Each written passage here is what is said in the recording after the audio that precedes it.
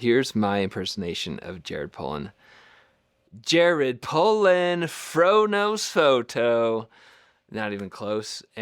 But the reason I say that is because Jared Pullen did an incredible review with the Sigma 300 to 600 f4, and he went to a wide variety of locations, traveled across the country to use this thing and put it in as many different shooting scenarios as possible using the Sony ecosystem.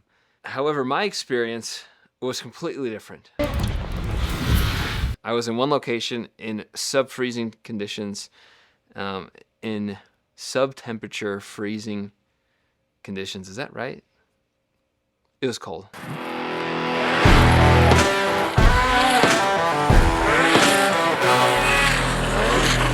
We're on a ski lift going to the top of a mountain, and we're about to photograph East Idaho's biggest snowmobile race. Right here in the middle of us, I have the Sigma 300 to 600 with a Leica SL2-S. And honestly, I've never used this camera before. I've never used this lens before, so we're testing it in some of the most trying conditions. A few of the things that we're looking for and wanting to test is how well does it autofocus? And two, like how sharp is it at f4 at 600 millimeters? And just to give you kind of a backstory, there was literally no snow on the forecast up until last night. From what I'm told, there's only like 3 of these in the country. So let's not break it and let's get some pingers.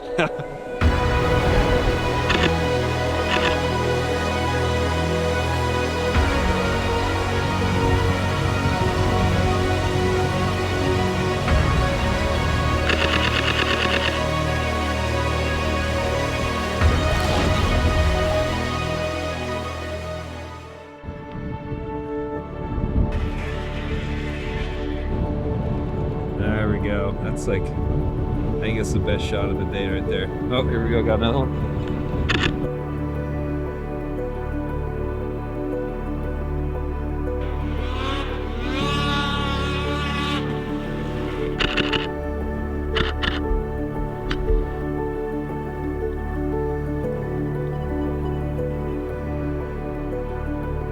But I've realized that the best shots are them coming, it's just like right as they're coming around the corner, I feel like they're kind of up on the sled or they're leaning into the corner.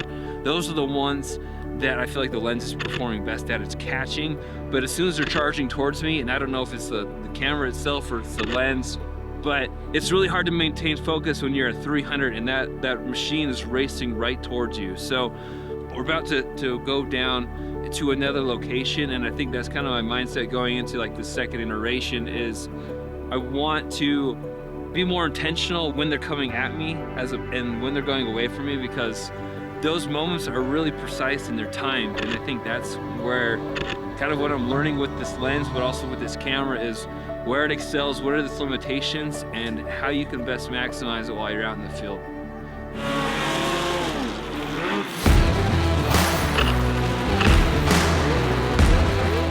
Kind of the sweet spot of where like this jump is for just like the one photo I want to get of this rider coming over the hillside here, and it's right at 300, and the autofocus is really good at 300, but like I kind of mentioned before, I feel like it struggles anything past the 300 to 400 mark. Like in between though, it does have a tendency to struggle, especially if the subject's coming towards you.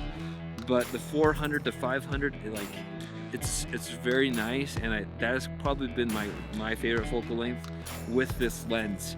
One of the true tests of any camera or lens is how well does it do in terrible conditions such as low light and freezing temperatures.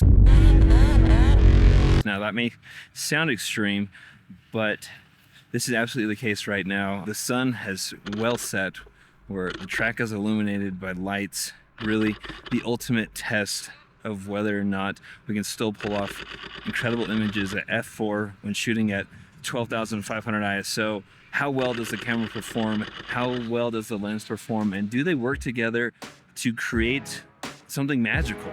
And that's what I'm about to find out. As you can imagine, I faced some serious headwinds in terms of battling available light. And so what I had to do was strategically place myself in a position where I could manually focus and capture the riders as they were going into certain spots within the track. Because at this point, the autofocus was not tracking. Overall, I'm pretty stoked with how the images turned out.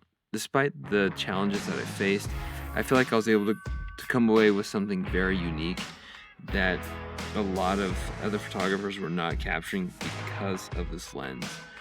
And you just have to know that when you are in the field and you are in challenging situations like this, that you have to be creative and strategic in how you photograph the event. So to get right into it, first and foremost, this lens was 100% sharp at f4, especially at 600. And this was a big thing for me. And that's probably important for a lot of other photographers or filmmakers.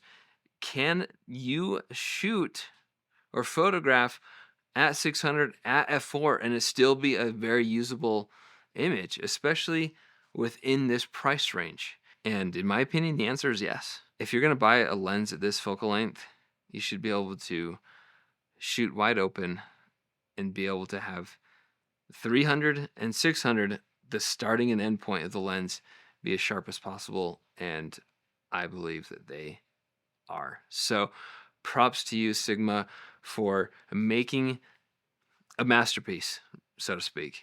What limitations does it have? Jared Pollan made a profound remark in his review of this lens, and he brought something to my attention that I don't think I understood until I heard him say it, and that is, for example, when you are photographing something at 600 millimeters and you're tracking that subject, it is better for you with this lens to stay at 600 millimeters instead of zooming out to capture it. Because once you zoom out, the lens does struggle to maintain the tracking as that subject is moving towards you. So you're better off by keeping it locked in at 600 or at 300 or at 400, whatever focal length you're using, and just having the subject come past you, come towards you, whatever the case may be, as opposed to trying to zoom out and maintain focus at the same time.